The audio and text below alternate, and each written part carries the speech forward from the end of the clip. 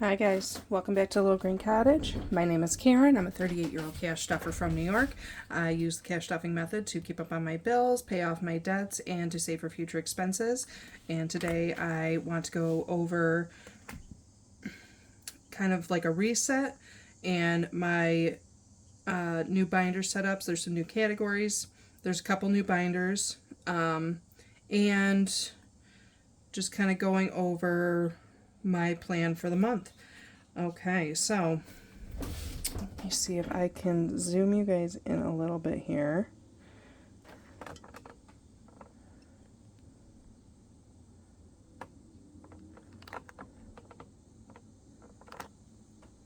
Okay, so this budget planner came from Veda over at the Simple Budget. She made it very simple, but I decided I needed some stickers. I needed a little something. So it is a blank calendar. I filled in the dates. I put in when my bills are due so that I can tell. I know I'm going to get paid every Friday, so that's pretty self-explanatory for me. I don't go by, each week. What I do is I take however many paydays I'm going to get, and it's usually 4, so I divide my bills into 4, and then I stuff that amount each time I get paid so that when it's due, it's ready to go. This month I have 5 paychecks, and I don't typically do this. I usually stick with the dividing it by 4, but this month I decided to go ahead because I'm so concentrated on paying off my debt and building up my sinking funds that I decided to actually divide my monthly number by 5. So I'm going to see how that goes. We'll just see. Okay. So I don't always have an exact estimate of how much I'm going to make. Sometimes I don't work as many hours. Sometimes I work overtime. So based on the hours that I try to make sure I'm getting, I plan on getting somewhere around $6,000 this month. So collectively, that's how much for the month I expect to make. I have my monthly bills written down here. My debts are monthly bills too, but so I was trying to figure out how much I want to put in my snowball, and I believe $500 this month will be it will work. That's $100 a week, and so my total debts with minimum payments come to $826, and then between my mortgage and what I'm planning out for my wallet expenses, it comes to $3,638. Now this usually varies quite a bit, but I kind of know that I'm working the hours that I'm picking up. So I feel comfortable and confident that I'm going to actually be able to achieve this cash stuffing divvied up into each week. And now the other thing that I'm going to do that's new that I was doing before I actually started the channel and before I had to reset and everything is I have priority envelopes in all of my binders, right? And so before I started making the channel, when I was doing okay and like not a lot, like life wasn't lifing so much, I would put $1 in all of the extra envelopes. So that's what I wanted to do. So my priorities is to pay off the debt. I know I'm going to be able to pay off Capital One this month, and then I'm starting on my dental loan. My medical and emergency funds are my highest priority right now. And then I did make a medical binder and I made a car binder. Can you guys see? Oh, yeah, you can see.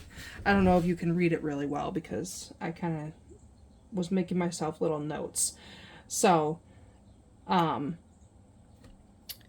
have 66 total sinking funds, but the priority ones, like in my priorities, are my fudge fund and the family night, and then there are 3 extra envelopes.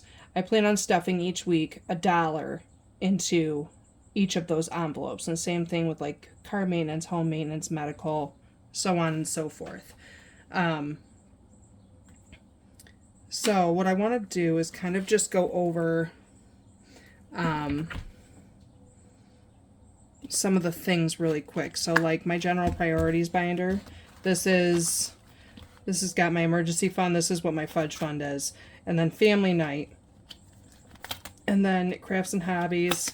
My parents, I owe my parents money, that they're not in a rush, I guess, and then electronics. And I need to start stuffing that because that's generally what I was using to buy like computer ink and such, and now I've got to find it other places. It's not the highest priority, but I would still like to stuff it. So I put my medical into a separate binder, and I'll tell you why. So I don't have insurance. I'm not a big fan of insurance, mostly because I don't really use it and I pay out my butt for it, even if it's high deductible. High deductible insurances, like they cover like your general office visits, like your once a year office visits for a checkup, and like my kids' wellness checks and vaccines. But I'll tell you what, otherwise, I don't go to the doctor, you guys. I don't have any health problems. I don't have any health concerns in that respect. So, why am I paying $45 a week? Where's that money going? It's going to the insurance company to not be used, essentially. Because if I go to like an urgent care, they're still going to charge me like that $130 for a visit. The lab's going to charge me like $280 for some labs, a culture, a urine sample, things like that. I might as well just put the money away. Let me save it for myself. So, that's why I don't do the insurance. And I'm not really eligible for insurance because I'm per diem at my job, but it doesn't, either way, it doesn't matter. So this is just generally like, this is going to be my starting fund, and I'm hoping to get $1,000 in there. Okay. So, my goal is to get $1,000 in here, and then really start, like, my daughter goes and sees, a counselor at school, save up for any doctor visits I might need. Dental's another big one for me. I do need some dental things done. My kids need dental things done. So that's going to be another biggie for me. 2 of my kids wear glasses. I need glasses. I need to save up for that.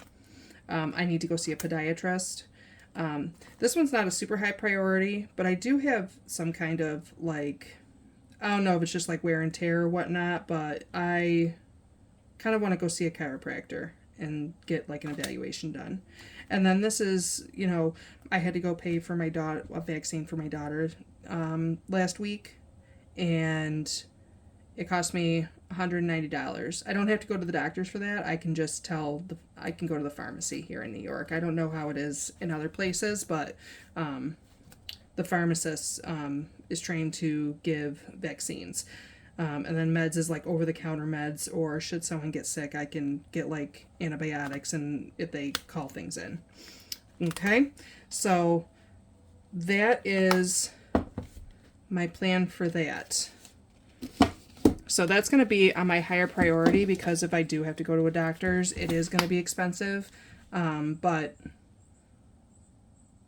I'm not going to pay for state insurance, and I'll tell you why. Because whenever I look these things up, they still want to charge me $350 a month for insurance that virtually no one in my area takes, and they don't cover anything. So I think that's a waste of money, and I'd rather just save it.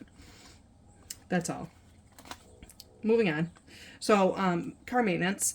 I moved this into its own binder because I wanted to have a separate spot. I'm getting closer and closer to that 6-month buildup for insurance, and I would much rather continue with that. So I put the insurance in here, and then I got to double check my policy to find out how much my deductible is, and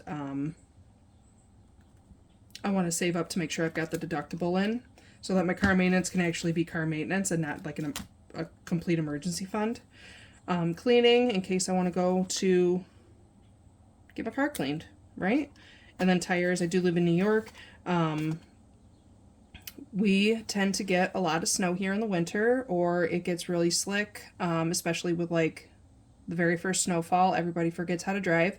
And then also, we will pretty frequently, it will kind of like warm up and have like our fall spring.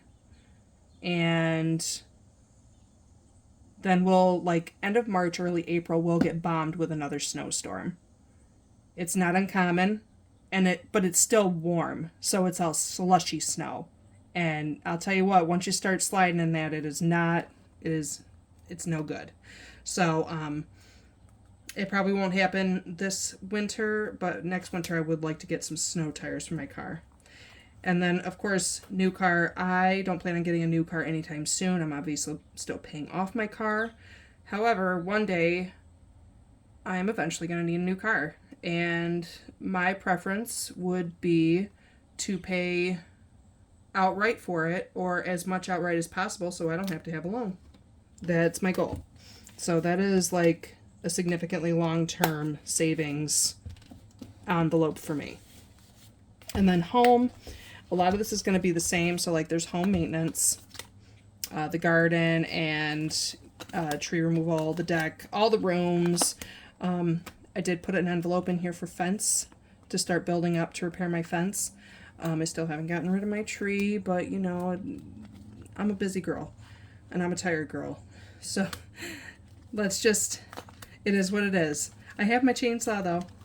I just gotta get it together. That's all. Those are all the rooms, tools, and then I've got an envelope for furniture and appliances. So now again, these are not things that I need right away.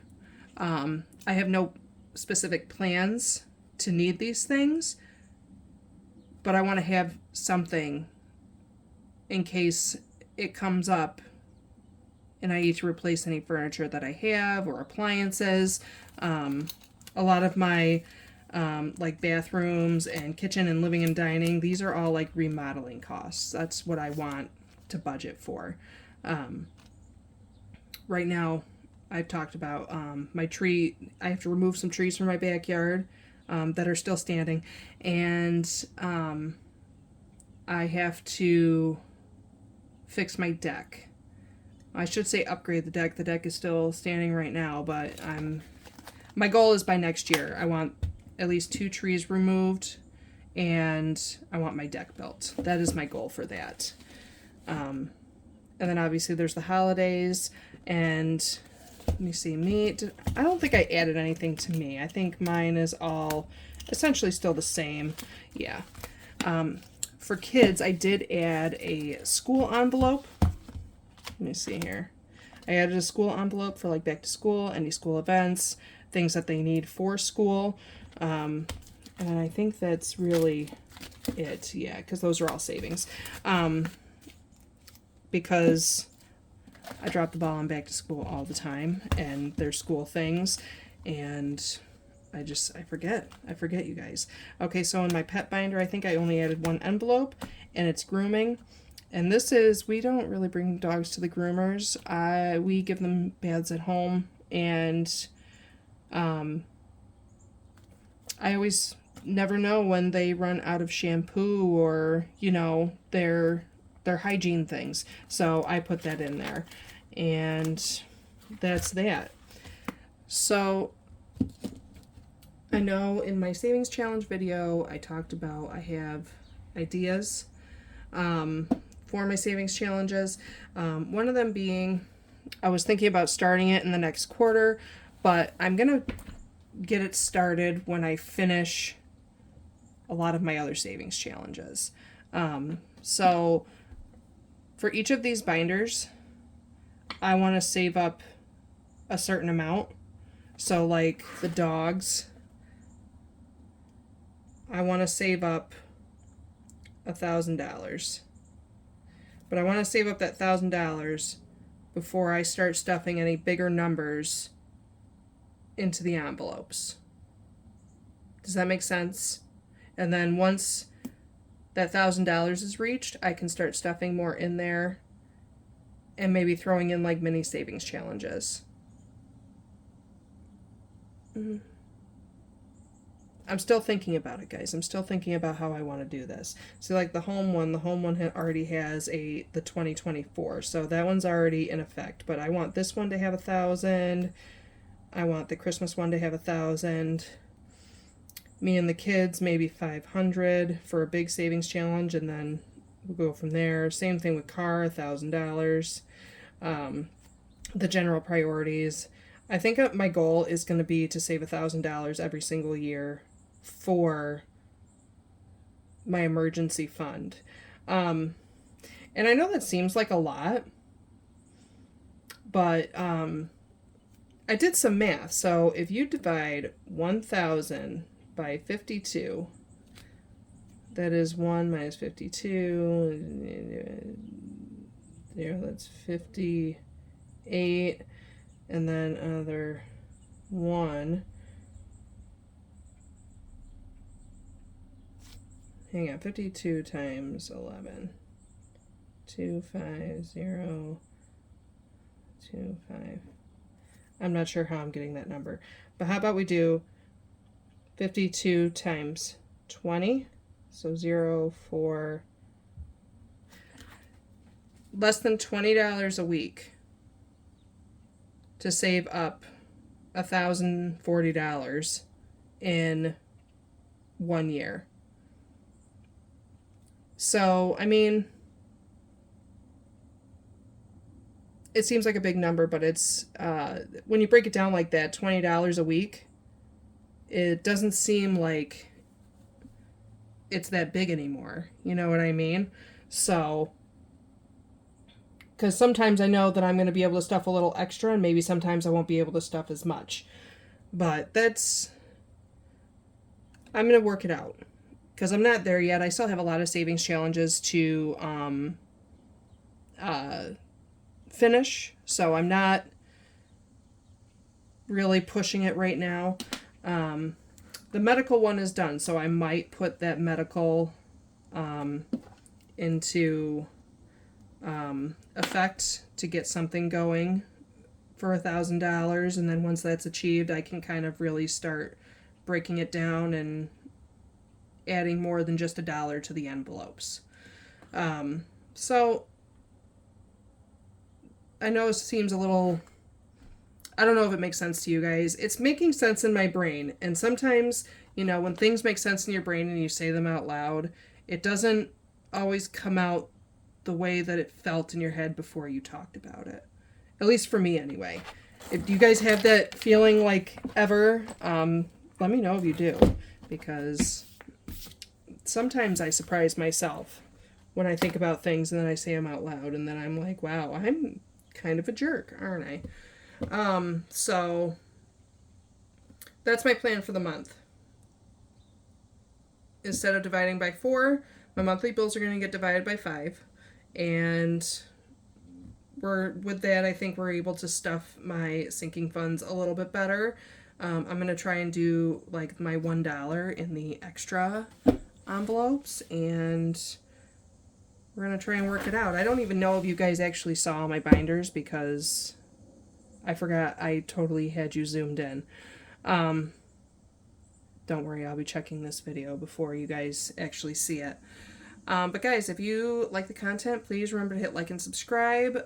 Leave a comment, any suggestions, answering any of the weird comments that I put out there. Yeah, but as always, thank you guys so much for joining me, and I hope you guys have a good rest of the week and weekend whenever you see this. All right, guys, bye.